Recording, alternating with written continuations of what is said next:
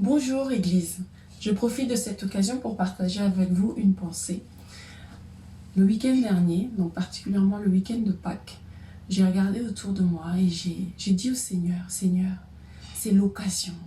Papa, c'est l'occasion pour toi de te glorifier au travers la guérison des malades, la résurrection des morts et toutes ces personnes ensuite pourront témoigner de ta grandeur.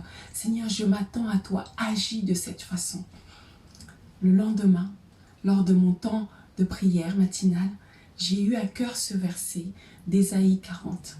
Le verset 1 nous dit ceci: « Réconfortez mon peuple, oui, réconfortez-le, dit votre Dieu. » Le verset 11 nous dit ceci: « Comme un berger, il paîtra son troupeau et il rassemblera les agneaux dans ses bras. Sur son sein, il les porte et conduit doucement les brebis qui allaitent. » Et puis le verset 13 et 14 nous disent ceci: « Qui donc a mesuré l'Esprit de l'Éternel? Qui a été son conseiller et qui son instructeur?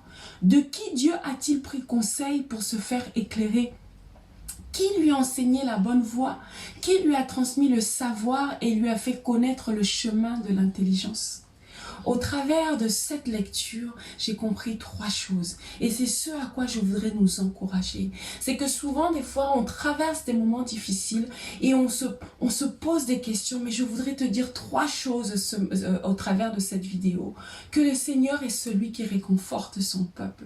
Que le Seigneur est le bon berger. Et que le Seigneur est souverain. Oui, Dieu est souverain. Nous avons tendance, dans des moments d'incompréhension, à se préoccuper pour notre lendemain, à dire mais dans cette période, que ferai-je pour mon travail? Que ferai-je pour ma santé? Que va-t-il se passer pour mon avenir, pour ma famille? Dans cette période où on se dit mais Seigneur, tu pourrais agir de telle ou de telle manière.